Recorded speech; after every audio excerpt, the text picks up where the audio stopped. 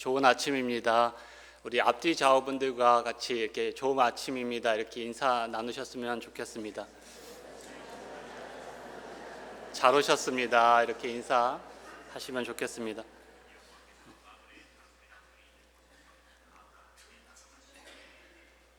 오늘은 잠시 생소할 수도 있지만 도시에 대해서 잠시 말씀을 나누려고 합니다. 특별히 선교적인 관점에서 도시가 갖는 의미가 무엇인지, 또 우리는 어떻게 성경을 토대로 도시를 바라보아야 하는지에 대해서 함께 살펴보려고 합니다. 광고를 통해서 모두가 아시는 바와 같이 저희 중고등부는 이제 내일 몬트리올로 시티로 도시 선교를 떠나게 됩니다. 마지막 여름 선교 일정입니다. 여름 동안 저희 교회는 총 4차례 선교 사역을 위해 쿠바, 하이티, 샤와나가 그리고 몬트리올로 떠납니다. 교회 모든 분들이 쿠바와 하이티, 샤와나가를 이렇게 선교지로 마음에 품으시고 또 기도해 주시고 여러 모양으로 섬겨 주셨습니다. 많은 분들이 쿠바, 하이티 그리고 샤와나가를 선교지 혹은 선교 현장으로 이해하시는데 큰 무리가 없으신 것 같습니다. 우리가 흔히 선교지 혹은 선교 현장이라고 하면 먼저 무엇이 떠오르십니까? 아마도 첫 번째 비행기를 타고 가야 하는 정도의 먼 이런 타국, 혹은 두 번째로 우리와 언어와 문화가 다른 곳, 타 문화권을 쉽게 떠올리시는 것 같습니다. 이것이 선교지에 대한 전통적인 우리의 이해였습니다. 우리의 고전적인 선교지에 대한 이해였습니다. 그리고 이러한 전통적인 관점에서 우리의 마지막 선교 종착점인 몬트리올을 바라볼 때에 직관적으로 뭔가 석연치 않은 구석이 있습니다. 저희가 몬트리올로 비행기를 타고 가야 하는 것도 아니고요. 그렇게 가고 싶지만은 저희는 차를 타고 갑니다. 사실 불어권이기는 하지만 여전히 같은 캐나다 안에서 우리와 비슷한 언어와 문화를 공유하는 곳이기 때문입니다. 영국에 레슬리 뉴비긴이라는 선교사님이 계셨습니다. 아마도 20세기에 가장 유명한 선교사님이셨으며 또한 선교 신학자로 21세기 오늘날 선교에 가장 크게 공헌하신 분이라고 생각이 됩니다. 그분은 수십 년 동안 언어와 종교와 문화가 다른 인도, 남인도 지방에서 선교의 사역을 감당하셨습니다. 남인도 지방에서 수십 년 동안 선교사로 그곳에서 사역을 감당하셨습니다.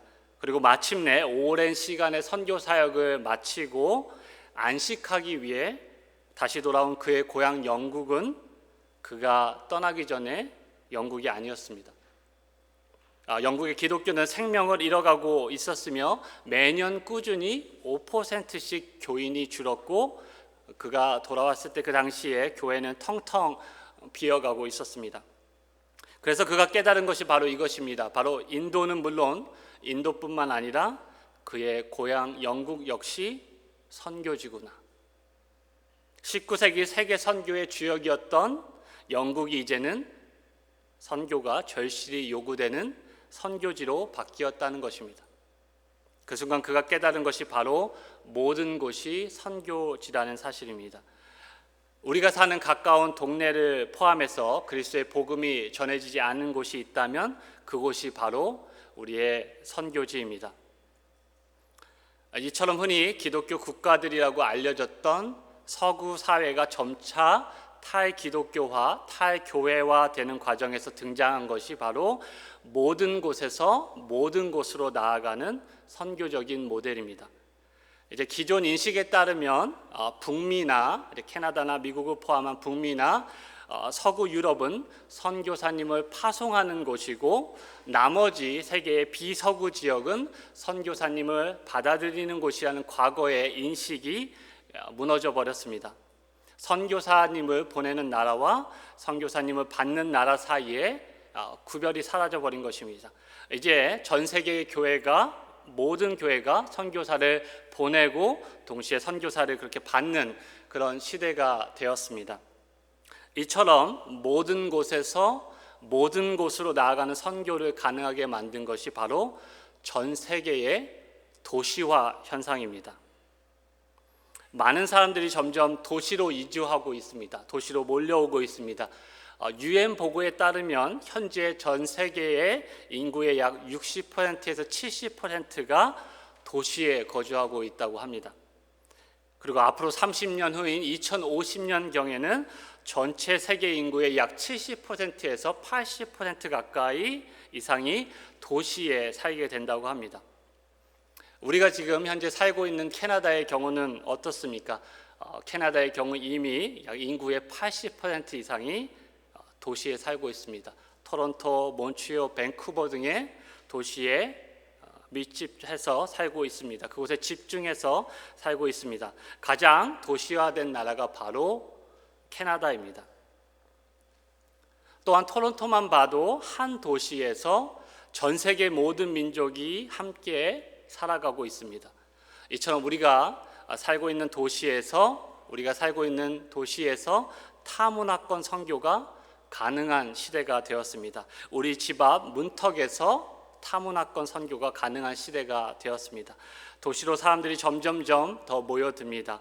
그것도 전 세계적으로 통계에 의하면 매일 18만 명의 사람들이 도시로 이주하고 있다고 합니다.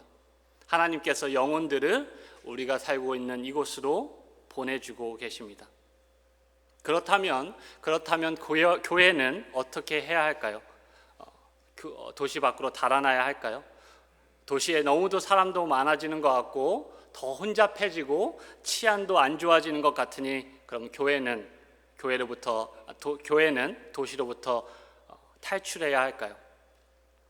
교회는 사람들이 모인 도시로 침투해야 합니다. 밀려드는 사람들과 함께 도시로 들어가야 합니다. 그곳에서 하나님께서 보내주신 영혼들을 만나야 합니다. 그리고 그것이 초대 기독교의 선교 전략이기도 하였습니다. 예수님이 돌아가시고 주 100년에서 150년 사이에 기독교 인구를 적게는 2만 5천 명에서 4만 명 정도로 예상합니다. 적게는 2만 5천 명에서 많게는 4만 명 정도의 기독교 인구가 주 100년에서 150년 사이에 존재했다고 합니다. 하지만 주 300년경에 이르러 전체 기독교 인구가 약 2천만 명으로 늘어났습니다. 단 두 세기 만에 2만 5천 명에서 2천만 명으로 기독교인이 급격하게 늘어났습니다. 놀랍지 않습니까? 어떻게 기독교가 그렇게 급성장할 수 있었을까요? 로마 제국의 변방에서 시작한 초기 기독교가 어떻게 단 2세기 만에 제국의 중심에 설 수 있었을까요? 그 답은 바로 도시에 있습니다. 초대 그리스도인들은 예수 그리스도의 복음을 들고 어디로 들어갔기 때문일까요? 바로 도시로 들어갔기 때문입니다. 최대한 많은 영혼들에게 복음을 전하기 위해서 사람들이 몰려있는 도시로 침투해 들어갔기 때문에 가능한 일이었습니다. 그것이 초기 기독교 발흥과 성장의 가장 큰 원인이 되었습니다. 예수님은 사실은 갈릴리 지방의 시골 출신이셨습니다. 하지만 초대 기독교는 도시 중심의 운동이었습니다. 우리 바울의 선교를 한번 생각해 보시기 바랍니다. 바울의 주된 선교 전략도 바로 도시를 복음화하는 것이었습니다. 도시로 들어가는 것이었습니다. 우리 사도행전 17장에서 바울은 아테네로 여행합니다. 아테네는 어떤 곳이었습니까? 아테네는 그리스 로마 세계의 강력한 도시 국가였습니다. 아시다시피 학문과 철학의 중심지였습니다. 그곳에서 서구 문명과 민주주의가 시작되었습니다. 그리고 사도행전 다음 장입니다. 사도행전 18장에 등장하는 바울의 선교지는 바로 고린도입니다. 고린도는 당시 가장 번창한 항구 도시였습니다. 무역과 상업을 담당하는 로마의 주요 경제 산업 도시였습니다. 그리고 사도행전 19장에서 바울이 방문한 도시는 바로 에베소 도시입니다. 에베소는 로마 제국의 종교적인 중심지였습니다. 사도행전 19장을 보시면 그곳에서 바울이 아데미 신상을 만들어 파는 무리들과 종교적인 이유로 갈등을 일으키는 장면이 등장합니다. 아주 종교적인 도시였습니다. 그곳에 아데미 여신을 숭배하는 신전들이 있었고 로마 황제들을 숭배하는 신전들이 그곳에 집중적으로 모여 있었습니다. 그리고 바울은 그곳에 들어갔습니다. 또한 바울은 사도행전 19장에서 그곳에서 그치지 않고 반드시 어디를 향해 달려간다고 고백하고 있습니다. 우리 다 같이 사도행전 19장 21절을 함께 읽도록 하겠습니다. 사도행전 19장 21절을 함께 읽어보겠습니다. 이 일이 있은 후에 바울이 마게도냐와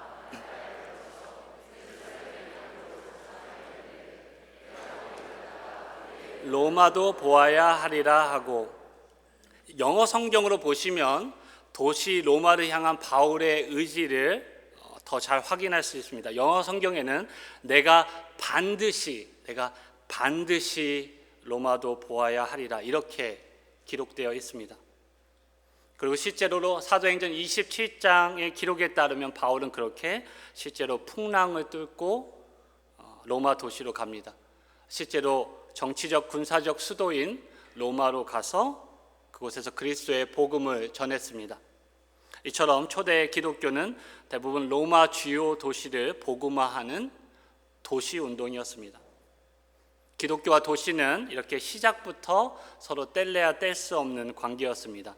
복음이 학문의 중심지인 아테네, 그리고 상업의 중심지 고린도, 그리고 종교적 중심지 에베소, 그리고 마지막으로 정치 군사적 중심지인 로마까지 깊이 침투해 들어갔기 때문에 결국 기독교가 고대 그리스 로마 세계를 사로잡을 수 있었던 것입니다.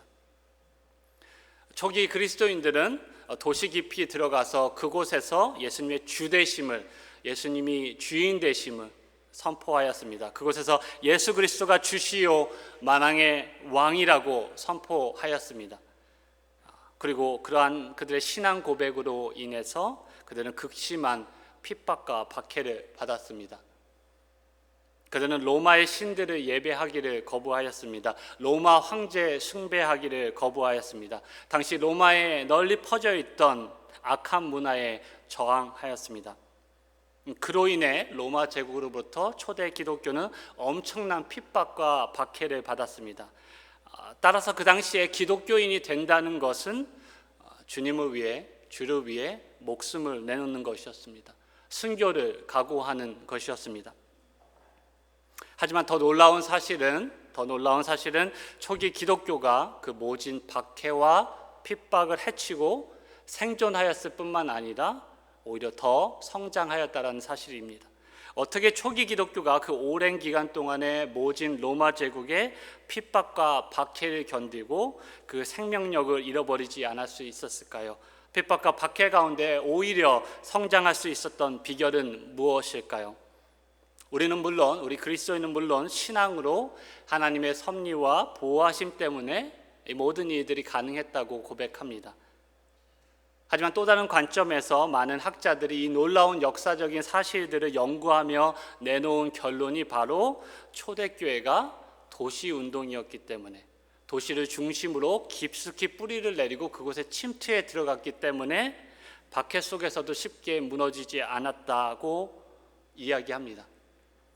상상해 보십시오. 만약 기독교 신앙이 애초에 세상을 그냥 등지고 광야로 도피하는 신앙이라면 로마 제국에 실제로 큰 위협이 되지 않았을 것입니다. 박해나 핍박을 받을 이유가 없었을 것입니다. 그리고 설령 박해나 핍박이 있다고 해도 아마 쉽게 제압될 수 있었을 것입니다. 하지만 초기 기독교 신앙은 도시에 깊게 뿌리를 내리고 처음부터 그 운명을 도시와 함께 하였습니다. 예를 들어서 2세기에 로마 제국의 상상을 초월하는 역병이 돌았습니다. 전염병이 돌았습니다.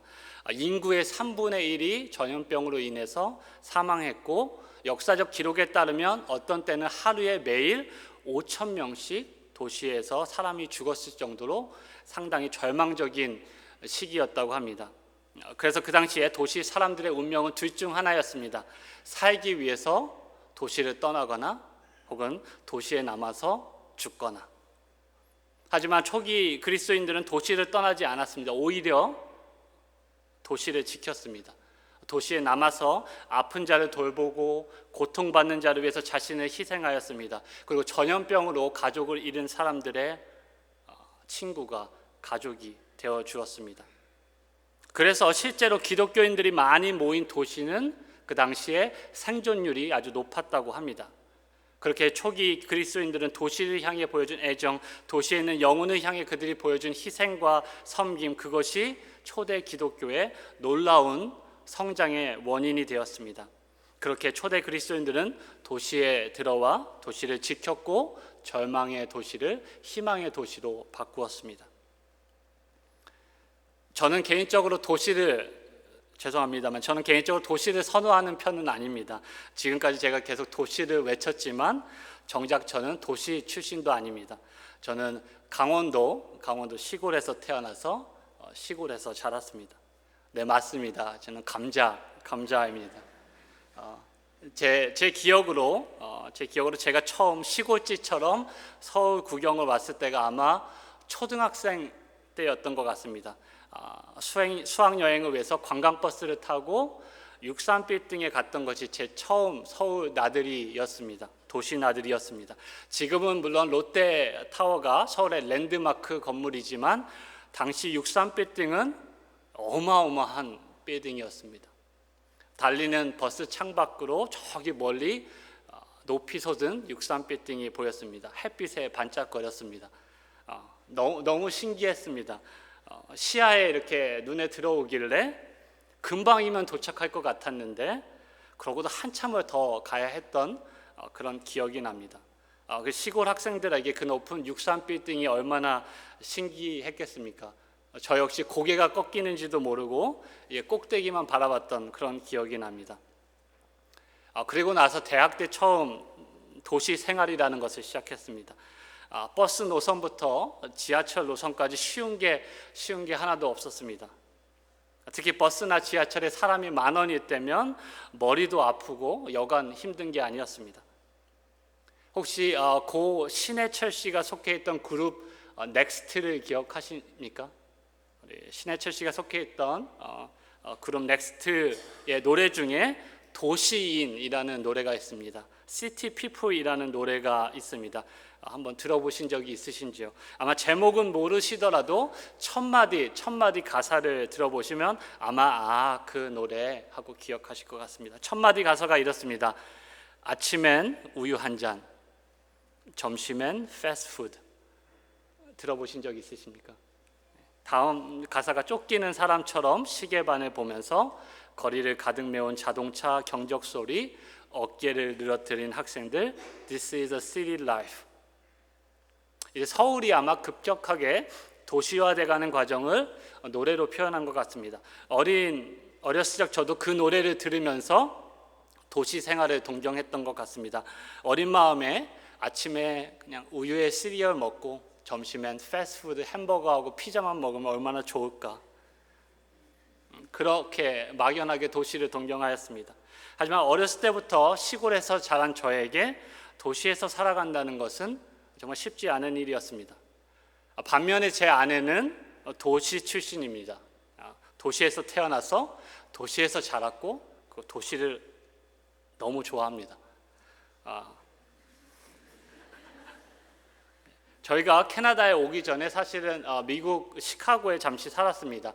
시카고가 뉴욕만큼은 아니더라도 미국에서 상당히 큰 세 번째로 큰 도시일 것 같습니다. 저희가 살던 곳은 시카고 다운타운은 아니고 차로 한 30분에서 40분 정도 떨어진 근교 외곽 지역에 살았습니다. 여유가 생기면 주변에 구경할 곳을 찾다가 저는 항상 좀 더 여유로운 외곽 쪽으로 나가자고 제안하였고, 그러면 아내는 늘 시카고 다운타운에 가고 싶다고 하였습니다. 그곳에 가면 사람도 너무 많고, 저에게는 사람도 너무 많고 차도 많고 심지어 주차비도 비싸고, 시카고 다운타운에 다녀오면 저는 오히려 스트레스를 받고 에너지가 이렇게 고갈되는 그런 느낌이었습니다. 하지만 제 아내는 오히려 그곳에서 생기를 얻어오고 오히려 스트레스가 풀린다고 합니다. 저로서는 이해하기 힘든 부분입니다.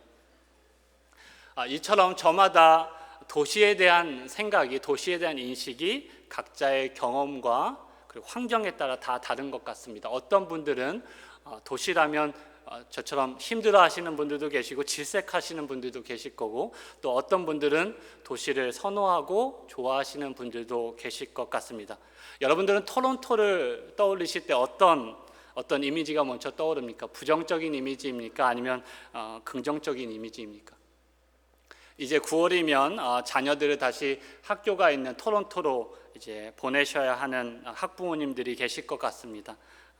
염려와 많은 걱정을 하고 계실 줄 믿습니다. 또 반대로 이제 집을 떠나는 우리 학생들은 이제 부모님의 곁을 떠나서 도시를 이제 그들이 할 도시 생활들을 동경하기도 하고 도시 생활에 대해서 부푼 기대를 갖기도 합니다. 하지만 우리 그리스도인들은 하나님의 말씀을 통해서 도시를 바라봐야 합니다. 결론부터 말씀드리겠습니다. 성경은 도시를 무조건 부정하지도 무조건 긍정하지도 않습니다. 도시를 바라볼 때 이런 균형적인 성경적인 시각이 필요합니다. 그리고 우리는 오늘날 선교적인 관점에서 도시가 여전히 중요하다는 사실들을 개인의 선호를 떠나서 인정해야 합니다. 성경에 처음으로 등장하는 도시가 어디입니까? 도시라는 단어가 처음 등장하는 곳이 바로 창세기 4장 16절에서 17절 말씀입니다. 다 같이 한 목소리로 읽도록 하겠습니다. 창세기 4장 16절에서 17절입니다. 가인이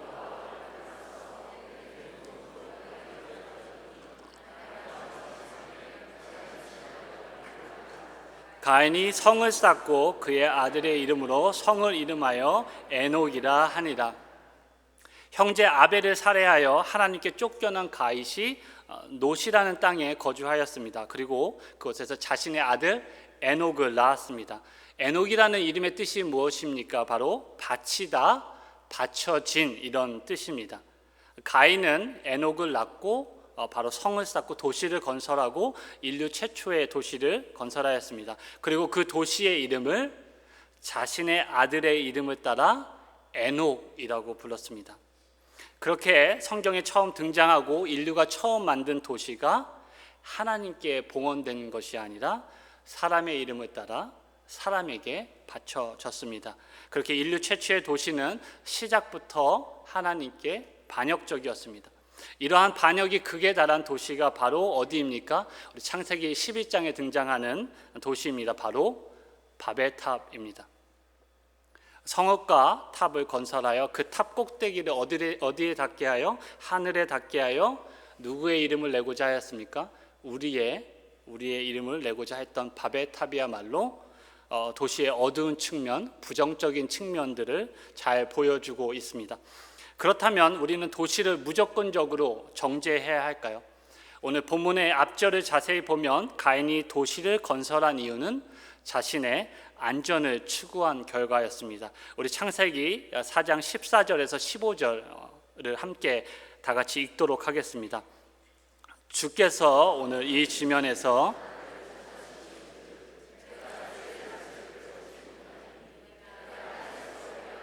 유리하는 자가 될지라. 물은 나를 만나는 자마다 나를 죽이겠나이다. 여호와께서 그에게 이르시되 그렇지 아니하다. 가인을 죽이는 자는 벌을 7배나 받으리라 하시고 가인에게 표를 주사 그를 만나는 모든 사람에게 죽음을 면하게 하시니. 가인이 하나님 앞에 범죄하였음에도 불구하고 하나님께서는 그를 떠나지 아니하셨습니다. 하나님께서는 그를 방임하지 아니하셨습니다. 오히려 표를 주어 그를 보호하셨습니다. 그리고 가인이 자신의 생명을 지키기 위해서 성읍을, 도시를 지었을 때 하나님께서는 그의 요청을 거절하지 아니하셨습니다. 그의 요청을 받아들이셨습니다. 달리 말하면 도시가 가인에게 피난처, 도피처가 되었습니다. 후에 하나님께서는 모세에게 가나안 땅에 정착했을 때 도시를 위해서, 너희를 위해서 도피성을 지으라고 말씀하십니다. 하나님께서 왜 도피성을 지으라고 명령하셨을까요? 도시가 없다면, 도시의 성벽이 없다면 범죄나 사고는 끝없이 폭력과 복수로 이어지기 때문입니다. 그래서 하나님께서는 성벽 안의 사람들을 법의 테두리 안에서 보호하시고 그곳에서 하나님의 정의가 서도록 도시를 만들라고, 도시를 지으라고 하신 것입니다. 뿐만 아니라 하나님께서 가인이 지은 그 도성에서 그의 자손들을 통해서 예술과 기술 문명을 나중에 발전시켜 나가십니다. 이처럼 도시는 한편으로 인류를 향한 하나님의 은혜의 선물이기도 합니다. 이렇듯 성경에 등장하는 최초의 도시 안에서 우리는 하나님의 계획과 동시에 하나님에 대한 반역이 서로 어떻게 작동하는지, 도시의 선과 악이 어떻게 동시에 존재하는지 확인할 수 있습니다. 도시에는 하나님의 선하신 계획도 있지만 동시에 하나님에 대한 반역의 가능성도 존재합니다. 마치 우리의 본성과도 같습니다. 마치 인간의 본성과도 같습니다. 도시는 선을 향한 에너지도 지니고 있지만 동시에 죄의 잠재력도 지니고 있습니다. 그러기에 모든 도시가 불완전합니다. 그래서 모든 도시가 하나님의 구속의 은혜가 필요합니다. 오늘 본문에 등장하는 아브라함은 한 도시의 구원을 위해서 끈질기게 기도한 인물입니다. 그가 중보한 도시가 어디입니까? 바로 소돔과 고모라입니다. 많은 분들이 너무 잘 알고 계신 것처럼 소돔과 고모라는 성경에 대표적으로 등장하는 타락한 도시입니다. 성경에서 인간의 죄악을 상징하는 도시입니다. 오늘 본문에서 여호와 하나님께서 소돔과 고모라의 울부짖음과 고통의 소리를 들으셨습니다. 그리고 21절에 이렇게 기록하고 있습니다. 우리 다 같이 20절에서 21절 말씀을 다시 한 번만 읽도록 하겠습니다. 여호와께서 또 이르시되 소돔과 고모라에 대한 부르짖음이 크고 내려가서 그 모든 행한 것이 과연 내게 들린 부르짖음과 같은지 그렇지 않은지 내가 보고 알려 하노라. 본문을 다시 읽어 나가시면서 하나님께서 얼마나 도시에 관심을 갖고 계신 분인지 혹시 느껴지십니까? 전지하신 하나님께서, 모든 것을 아시는 하나님께서 이미 소돔과 고모라가 타락한 도시라는 사실을 아셨습니다. 그럼에도 불구하고 하나님께서 철저히 진상을 조사하시고자 본인의 눈으로 확인하시겠다고 하십니다. 본인의 눈으로 직접 확인하시기 위해서 내려오시겠다고 합니다. 이렇듯 오늘 본문을 통해서 우리는 타락한 도시를 향한 하나님의 공의로우심, 정의로우심 뿐만 아니라 그 도시를 향한 하나님의 그 애잔한 마음, 그 자비하심도 함께 발견할 수 있습니다. 그렇다면 구체적으로 하나님의 심판을 불러왔던 소돔과 고모라의 죄악이 무엇이었습니까? 우리 에스겔서 16장 49절에서 50절은 소돔과 고모라의 죄악을 다음과 같이 설명하고 있습니다. 제가 읽도록 하겠습니다. 내 아우 소돔의 죄악은 이러하니 그와 그의 딸들에게 교만함과 음식물의 풍족함과 태평함이 있음이며 또 그가 가난하고 궁핍한 자를 도와주지 아니하며 거만하여 가증한 일을 내 앞에서 행하였습니다. 그러므로 내가 보고 곧 그들을 없이 하였으니라. 에레미야 선지자도 비슷한 이야기를 합니다. 내가 예루살렘 선지자들 가운데 가증한 일을 보았나니 그들은 간음을 행하며 거짓을 말하며 악을 행하는 자의 손을 강하게 하여 사람으로 그 악에서 돌이킴이 없게 하였은즉 그들은 다 내 앞에서 소돔과 다름이 없고 그 주민은 고모라와 다름이 없느니라. 우리가 잘 알고 있는 것처럼 소돔과 고모라에는 성적인 죄악이 있었습니다. 하지만 그뿐만이 아니라 그곳에는 교만함도 있었습니다. 이기심도 있었습니다. 그리고 지나친 사치와 풍요가 있었고 가난하고 소외된 자들에 대한 사회적인 무관심이 있었습니다. 그곳에 게으름이 있었고 간음한 자가 있었고 거짓이 있었습니다. 그렇게 하나님에 대한 반역이 소돔과 고모라에 존재하였습니다. 그렇다면 우리가 살고 있는 현재 도시의 모습은 어떻습니까? 소돔과 고모라의 죄악을 이렇게 쫙 펼쳐놓고 보니 결국 우리가 살고 있는 도시의 모습과 큰 차이가 없어 보입니다. 결국 소돔과 고모라는 인류의 타락한 도시의 전형적인 모습이라고 보시면 됩니다. 그리고 22절에서 하나님으로부터 소돔과 고모라의 심판 이야기를 들은 아브라함이 여호와 하나님 앞을 어떻게 했습니까? 가로막습니다. 하나님과 독대합니다. 아브라함이 하나님 앞에 그대로 섭니다. 그러면서 소돔과 고모라의 심판을 놓고 하나님과 일종의 거래를 시작합니다. 하나님 그곳에 의인 50명이 있으면 어떻게 하시겠습니까?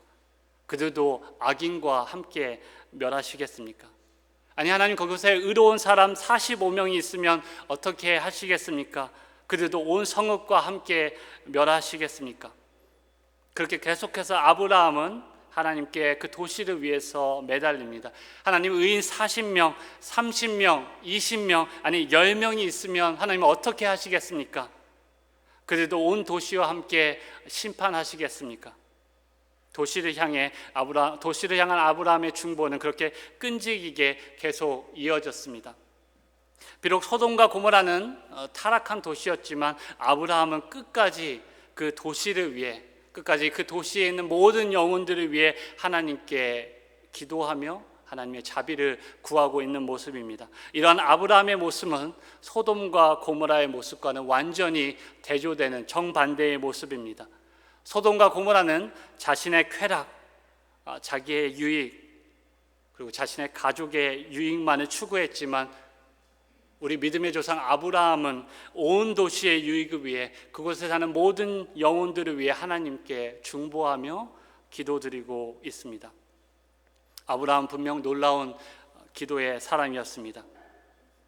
그리고 더 놀라운 사실은 하나님께서 아브라함의 기도를 어떻게 하고 계십니까? 다 들어주고 계십니다. 그래 그 가운데 의인 50명 아니 45명 아니 40명 아니 30명 아니 10명이 있으면 그들을 위해서 내가 그 성읍을 용서할게. 이미 도시의 상태가 공의와 정의와 하나님 앞에 도저히 참을 수 없는 지경에 이르렀다고 할지라도 하나님께서 약속하십니다. 의인 10명만 있으면 하나님께서 그들로 인해 도시 전체를 심판하지 않겠다고 하십니다. 즉 의인 10명이 도시를 구할 수 있다는 말씀입니다. 하나님께서는 예레미야 선지자에게도 비슷한 말씀을 주셨습니다. 타락하고 부패한 예루살렘 거리에서 정의를 행하고 진실을 구하는 자 한 사람, 단 한 사람이라도 찾으면 내가 그로 말미암아 이 예루살렘 도시를 용서하겠다고 하십니다. 단 한 사람으로 인해서 그 예루살렘 도시를 용서하겠다고 하십니다. 구약 성경에서 소돔과 고모라와 더불어 대표적으로 등장하는 타락한 도시가 있습니다. 바로 니느웨입니다. 소돔과 고모라와 마찬가지로 니느웨의 죄악과 악독의 소리가 하나님의 귀에 상달되었습니다. 그러자 하나님께서는 어떻게 하십니까? 하나님께서 요나 한 사람을 통해서, 한 선교사를 통해서 니느웨를 깨우치십니다. 한 영혼을 통해서 그 전체 도시를 회복시키십니다. 아멘. 요나 한 사람을 통해 도시를 구속하십니다. 요나를 통해 그것의 영혼들을 구원하였습니다. 그리고 하나님께서는 지금도 요나와 같은 한 영혼이 복음을 들고 소돔과 고모라 그리고 니느웨 같은 도시를 향해 나아갈 사람을 찾고 계십니다. 도시의 중심에서 복음을 외칠 사람을 여전히 찾고 계십니다. 이제 우리 중고등부 학생들이 내일이면 몬트리올 시티로 들어갑니다. 그곳에서 하나님께서 예비하신 영혼들을 만나게 될 것입니다. 우리는 그곳에서 몬트리올 시티를 바라보며 아브라함과 같은 심정으로 그 도시를 위해서 중보할 것입니다. 좀 전에 만나보신 대로 아직 어린아이 같기도 하고 연약해 보이지만 요나처럼 주의 손에 이끌려 몬트리올에서 생명의 복음을 전할 것입니다. 몬트리올을 위해서, 그곳의 교회를 위해서, 그리고 그곳의 영혼들을 위해서 하나님의 마음으로, 아브라함의 마음으로 함께 중보해 주시기를 부탁드립니다. 그리고 나아가 성경적인 관점으로 균형감 있게 우리가 살고 있는 도시를 한번 바라보시기 부탁드립니다. 그리고 나아가서 선교적 관점으로 몬트리올 시티를, 그리고 우리가 살고 있는 도시를 마음에 품고 함께 기도해 주시기 부탁드립니다. 그리고 우리가 살고 있는 각자의 도시를 위해서도 아브라함과 같이 날마다 중보하시기를 바랍니다. 하나님, 이 도시를 구속하여 주시옵소서. 하나님, 이곳에 죄악을 용서하시고 주의 정의가 바로 서게 하여 주시옵소서. 하나님, 내가 살고 있는 이 땅 가운데, 이 도시 가운데 바다같이 넘치는 주의 자비와 평화가 넘쳐 흐르게 하여 주시옵소서. 하나님, 우리 교회로 말미암아 해미턴, 벌링턴, 그리고 옥빌이 주의 신령한 복을 받게 하여 주시옵소서. 주의 도시가 되게 하여 주시옵소서. 그렇게 날마다 중보하시기를 부탁드립니다. 그리고 나아가 우리 교회가 토론토, 몬트리올, 그리고 땅끝까지 선교의 사명을 감당하는 하나님의 의로운 백성들, 하나님의 의로운 교회가 되기를 주님의 이름으로 축복합니다. 함께 기도하겠습니다.